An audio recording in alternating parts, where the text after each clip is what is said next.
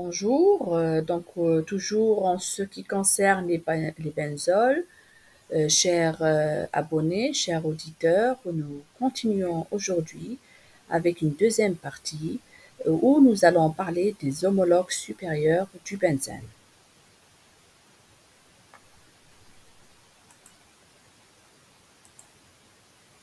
Alors, on relève qu'on parle de homologue. Homologue, ça sous-entend que on va dire, c'est identique. Ce sont des hydrocarbures aromatiques, monocycliques. Et pourquoi le terme supérieur?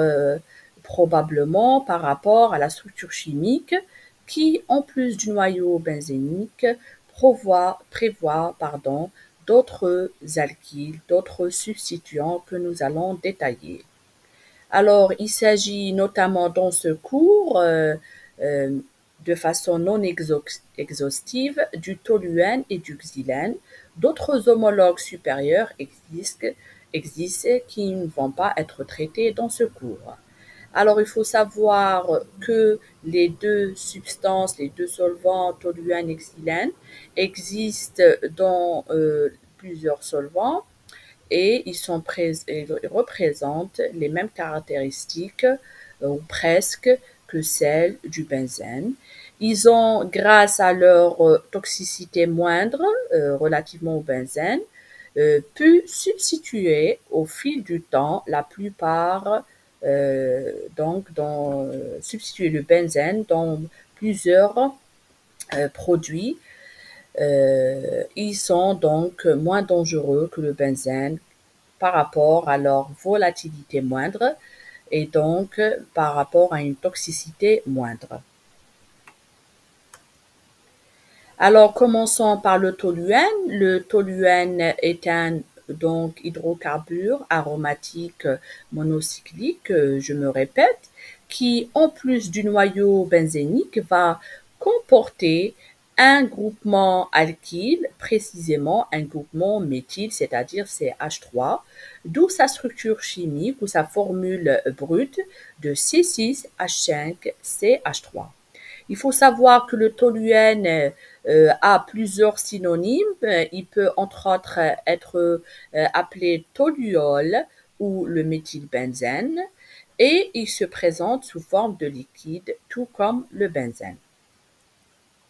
Il a plusieurs utilisations comme solvant principalement en industrie pharmaceutique, mais aussi en industrie d'une manière générale, comme la fabrication de peinture, de vernis, de colle et encre d'imprimerie.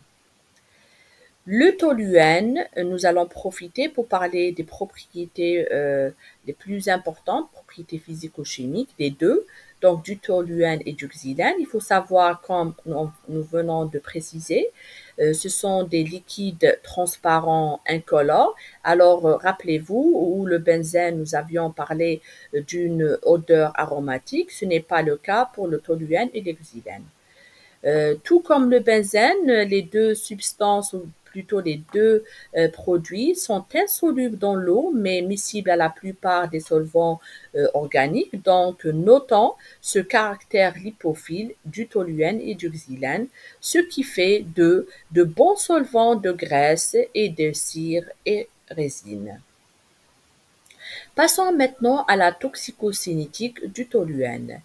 Alors, comme il se présente sous forme de liquide, même s'il est moins volatile que le benzène, mais il reste toujours volatile. Donc, la première voie d'exposition, notamment en milieu professionnel, reste la voie respiratoire par inhalation de vapeur. À ne pas perdre de vue la voie cutanée, donc par rapport à leur lipophilie, donc ils vont passer facilement et rapidement donc à travers la peau. Et la voie digestive reste exceptionnelle. Elle est plutôt constatée lorsqu'on est devant un cas de tentative de suicide, donc suite à une absorption ou plutôt ingestion volontaire ou accidentellement, j'avais déjà parlé de ce phénomène de déconditionnement, c'est-à-dire qu'on va carrément transvaser le toluène de son conditionnement d'origine vers, par exemple, une bouteille d'eau vide, ce qui va prêter à la confusion. Alors, toujours, ça revient, donc, le caractère lipophile revient et il est mis en avant. Donc, de par sa lipophilie, le toluène va rapidement et de façon importante se distribuer au niveau des tissus riches en lipides, donc surtout le tissu graisseux ou adipeux et le système nerveux. Il est tout comme le benzène biotransformé au niveau hépatique par le cytochrome P450. Et là, j'attire votre attention tout en vous faisant un rappel par rapport au benzène que le toluène ne subit pas une biotransformation au niveau de la moelle osseuse par la myéloperoxydase.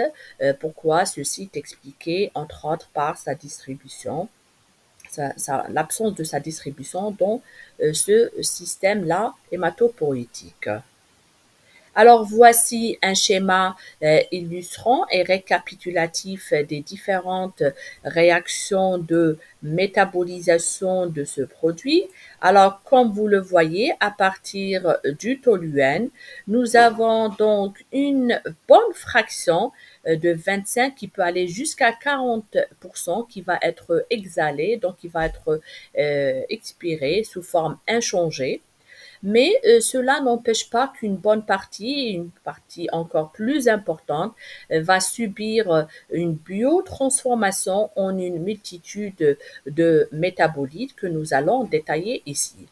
Alors regardez, jusqu'à 75% va être transformé après hydroxylation du groupement méthyle. On a un benzyle alcool, donc l'alcool benzylique, avec le CH3 qui va devenir un alcool donc méthanolique. Donc, de l'alcool benzylique. L'alcool benzylique, elle va subir une oxydation de sa fonction alcool. Il va devenir donc un acide qu'on appelle bien évidemment l'acide benzoïque. Cet acide benzoïque ne va pas rester comme ça. Il va plutôt être conjugué à un acide aminé qu'on appelle la glycine, ce qui va le transformer en acide hippurique. Alors, rappelez-vous de ce métabolite qui reste quand même un métabolite très important. Vous allez voir pourquoi. Il va être éliminé directement au niveau urinaire, donc un milieu aqueux, puisqu'on a gagné en polarité. Alors, une autre partie de cet acide benzoïque va jusqu'à 20% être conjuguée à l'acide glucuronique pour donner le glucuronyle ou le benzoyle glucuronide. Ça, c'est la glucuroconjugaison. Donc, ça, d'une part. D'une autre part, le toluène va être hydroxylé, cette fois-ci non pas sur son alkyle, qui est le méthyle dans notre cas, mais plutôt il va subir une substitution d'un hydrogène au niveau des carbones en ortho pour donner l'orthocrésol avec ce groupement hydroxyle, ou bien en position para pour donner donc le paracrésol, comme il peut subir aussi à un moindre degré une méta-hydroxylation pour donner le métacrésol. Donc, qu'est-ce qu'on retient de la deuxième voie de biotransformation? Que l'hydroxylation du toluène par un de ces hydrogènes au niveau de ces carbones du noyau benzénique va donner un produit qu'on appelle le crésol, et selon la disposition ou l'emplacement de cet hydroxyle, on peut avoir un orthocrésol, un paracrésol ou un métacrésol. Il faut savoir qu'il a été confirmé à travers les études que l'orthocrésol et le paracrésol vont être glucuro ou sulfoconjugués pour être directement éliminés au niveau urinaire. Passons maintenant à la donc, voici un schéma qui récapitule tout ce qu'on vient de voir. Donc, à partir du toluène, par une oxydation par le cytochrome P450. Nous allons avoir une oxydation du groupement méthyle. Nous avons vu par la fonction alcool, ensuite la fonction acide. Donc, on aura l'acide benzoïque. L'acide benzoïque va être transformé grâce à une conjugaison avec la glycine en acide épurique pour être éliminé au niveau urinaire. Et ceci constitue la voie majoritaire. Une faible fraction, donc vous voyez que là, ça ne dépasse pas les 20%, va être hydroxylée en dehors du groupement méthyle pour former des ortho méta et para-crésols qui vont être glucoro ou sulfoconjugués. Dans ce cas, donc c'est dit sulfoconjugués qui vont être éliminés au niveau urinaire. À retenir que le toluène a une demi-vie sanguine de 4 heures. Donc, au bout de 4 heures, on a la moitié de la concentration, la quantité de toluène existant dans le compartiment sanguin est éliminée. Passons maintenant au mécanisme d'action toxique.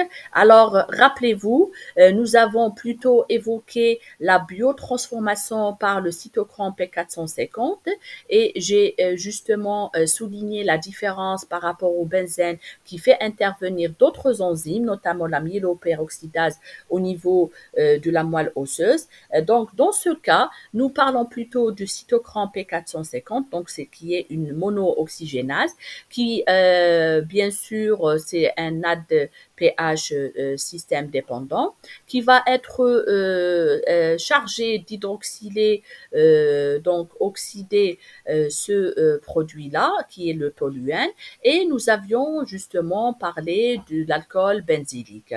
À côté de l'alcool benzylique, il faut savoir qu'on peut avoir un deuxième type d'oxydation, c'est la forme époxyde qu'on nous avons déjà vu aussi dans le benzène, l'époxybenzène.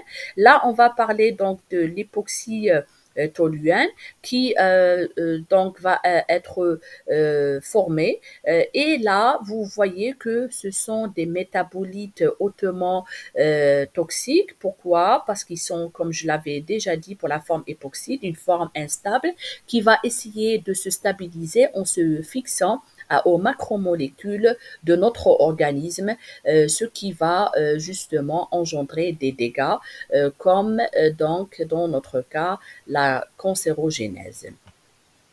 Le toluène donc constitue donc c'est un irritant primaire pour le revêtement cutané à l'origine d'un dessèchement, donc une dénaturation de la peau par rapport à son effet irritant, comme tout pour le benzène.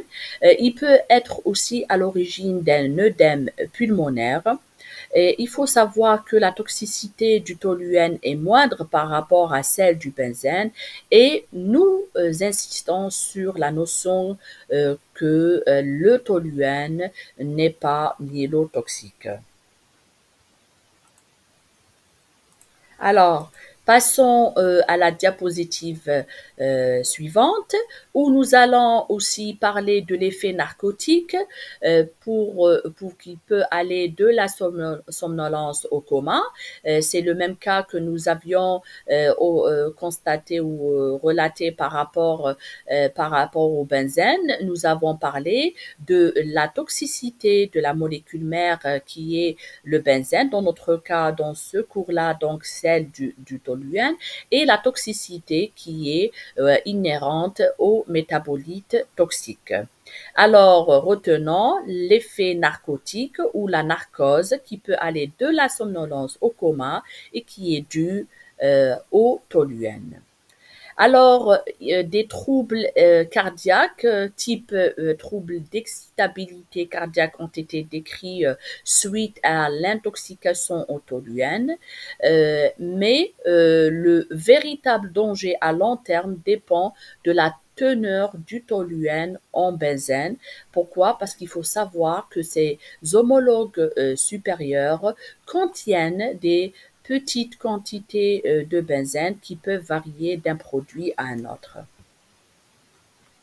Alors, voici un schéma qui montre en fonction des teneurs en toluène, en atmosphérique, bien évidemment, en partie par million, donc la clinique et la toxicité que ça peut engendrer sur l'homme. Alors regardez à titre d'exemple, lorsqu'on est à 100 ppm de toluène dans une ambiance, par exemple, de travail, on va plutôt constater une sensation de fatigue et de vertige après une exposition prolongée, tandis que à 6 fois plus cette concentration atmosphérique, nous allons plutôt parler de démarche chancelante avec toujours une sensation de vertige. Il a été constaté que à partir de 10 000 ppm, ce n'est qu'à partir de cette concentration que nous pouvons constater des hallucinations puis des troubles de la conscience et coma qui peuvent survenir en quelques minutes. Alors, nous continuons avec notre présentation. Désolé pour cette interruption. Je disais que le toluène est toxique, mais avec une toxicité moindre. Il n'est pas myelotoxique. Et on note surtout les troubles d'excitabilité et l'effet narcotique du toluène. Alors, du point de vue analytique, comment nous allons mettre en exergue ou en évidence plutôt l'intoxication par le toluène. Donc, ceci peut être possible en s'intéressant au sang. Pourquoi? Parce qu'il passe par le compartiment sanguin. Aux urines, pourquoi? Parce que on a donc son élimination au niveau urinaire et au niveau de l'ambiance ou l'atmosphère de l'environnement, donc dans l'air atmosphérique.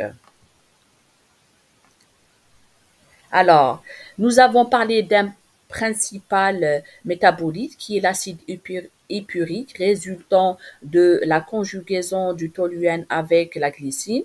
Donc, il faut savoir que c'est un métabolite qu'on peut rechercher, même s'il manque de sensibilité et de spécificité.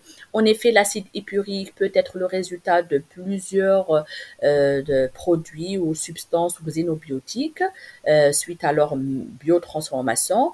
On parle d'un manque de sensibilité. Pourquoi? Parce que nous pouvons mettre en évidence de façon à l'aise du toluène qu'à partir de 50 parties par million dans l'atmosphère. Il faut savoir que le recueil ne peut se faire qu'à partir de la quatrième, plutôt pendant les 4 dernières heures au poste de travail. Pourquoi? Parce que nous avons parlé de la demi-vie, donc ça peut augmenter les concentrations de ces métabolites-là. Et on a une valeur guide, une exposition par exemple à 100 ppm pendant 8 heures, elle donne à peu près 2,5 acides épuriques par gramme de créatinine. Nous pouvons aussi nous intéresser au toluène sanguin, donc c'est la molécule mère qui est réalisée en fin de poste et au début du poste suivant. Il est bien corrélé au taux d'acide épurique urinaire et aux concentrations atmosphériques, ça c'est un avantage, et il est utile pour la surveillance des salariés exposés, mais n'est pas de pratique courante. Pourquoi? Parce que on peut avoir une source différente que le toluène, différente que l'exposition à ce produit-là, qui est le tabac. On a une valeur guide avec 1 mg par litre en fin de poste. L'orthocrésol urinaire peut aussi constituer un indicateur. D'ailleurs, c'est un indicateur plus spécifique que l'acide épurique. Il est le reflet de l'exposition du jour même et il est bien corrélé à l'intensité d'exposition. Mais malheureusement, nous n'avons pas de valeur guide pour l'orthocrésol urinaire. Passons maintenant au xylène. Alors, le xylène, tout comme le toluène, il est utilisé comme solvant dans l'industrie de la peinture, de la colle et l'encre d'imprimerie, mais aussi dans la fabrication du caoutchouc et des produits pharmaceutiques.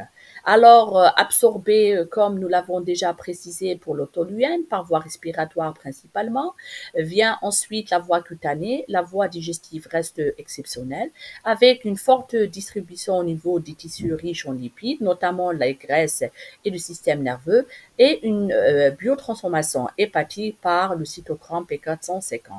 Voici la biotransformation, un schéma qui montre la biotransformation du xylène. Alors, Entre parenthèses, afin que vous vous rappeliez que lequel des deux renferme un méthyle ou deux méthyles comme groupement de substitution. Donc, il faut savoir que le toluène commence par un T, le xylène commence par un X. Par rapport à l'alphabet, donc le T vient avant le X et donc le T, il a un seul groupement méthyle, alors que le xylène qui commence avec un X, il a deux groupements de méthyle. Alors, le xylène, il va être transformé comme le toluène en un acide. Dans ce cas, c'est l'acide méthylbenzoïque, puisqu'on a une oxydation du groupement méthyle, du premier groupement méthyle. Le deuxième, il va rester intact et donc on aura un acide méthylbenzoïque, alors que le toluène, il va donner l'acide benzoïque puisqu'il comporte un seul groupement méthyle. Après conjugaison avec la glycine, au lieu d'avoir l'acide épurique qu'on a avec le toluène. Dans ce cas, nous avons l'acide méthylépurique. Il faut savoir que l'acide méthylépurique est un métabolite très spécifique au xylène. D'autres donc métabolites qu'on appelle xylénols, donc qui vont avoir des groupements alcool, donc hydroxyde, peuvent être formés, mais à moindre degré. Tout ça va être éliminé donc sous forme donc d'acide méthylépurique jusqu'à 95%, une petite fraction bien sûr sous forme de xylénol. La demi-vie d'élimination de l'acide méthylépurique, elle est longue et peut aller jusqu'à 30 heures, ce qui constitue un bon facteur pour rechercher ou confirmer une exposition ou une intoxication au xylène. Alors, analytiquement parlant, comment on va mettre tout ça en évidence? Soit donc par le dosage de l'acide méthylépurique urinaire en fin de poste, qui quand même montre une bonne corrélation avec l'exposition atmosphérique au xylène. Il est assez spécifique, comme nous l'avons précisé, et il témoigne de l'exposition du jour même avec, avec une bonne corrélation avec l'intensité de l'exposition. Il a été donc rapporté que 1, qu'on peut avoir donc en valeur guide 1,5 g par gramme de créatinine en fin de poste. Le dosage du xylène en lui-même au niveau sanguin se fait 2 heures après fin de poste. Il est spécifique, mais il existe de grandes variations plutôt individuelles avec une valeur guide de 1,5 mg par litre en fin de poste toujours. Le dosage du xylène urinaire peut se faire avec une exposition, avec une valeur moyenne d'exposition à 100 ppm qui entraînerait une élimination urinaire de 170 microgrammes par litre de xylène au niveau urinaire. Toutes ces analyses toxicologiques du xylène et du toluène se font soit par le dosage des métabolites, donc l'acide épurique, l'acide méthylépurique, par spectrophotométrie, qu'on appelle aussi communément par colorimétrie, ou encore de façon meilleure par la chromatographie en phase gazeuse ou la chromatographie en phase liquide. Alors, il faut savoir que la chromatographie en phase liquide, généralement, elle s'intéresse beaucoup plus aux métabolites qui sont pas volatiles comme les molécules mères, les produits d'origine qui sont le toluène ou le xylène, qui sont plutôt analysés par la chromatographie en phase gazeuse. Le dosage des produits inchangés, donc il se fait donc dans différentes matrices au niveau de l'air atmosphérique, de l'air expiré ou du sang, et en utilisant, comme je viens de le dire, les méthodes chromatographiques en phase gazeuse. Voici donc enfin un tableau qui résume les concentrations toxiques, l'effet cancérogène par rapport au benzène, là donc où les sites de prédilection de distribution de ces produits-là et l'effet sur l'homme. Ce qu'il faut relever de ce tableau, que le benzène reste le solvant cancérogène par rapport au toluène et au xylène. Donc la substance ou le solvant qui est myélotoxine par rapport au toluène et xylène. Et d'ailleurs, dans les effets sur l'homme, on rapporte l'effet donc CMR, comme je vous ai dit, cancérogène, mutagène, reprotoxique, hématotoxique et immunotoxique, alors que le toluène, il est plutôt irritant avec une organotoxicité marquée, surtout pour le cœur. Et le xylène, ce sont plutôt des troubles respiratoires, cardiovasculaires, gastro-intestinaux et neurologiques. Donc voici, donc ça a été une revue générale de la toxicité du toluène et du xylène. Et je vous remercie.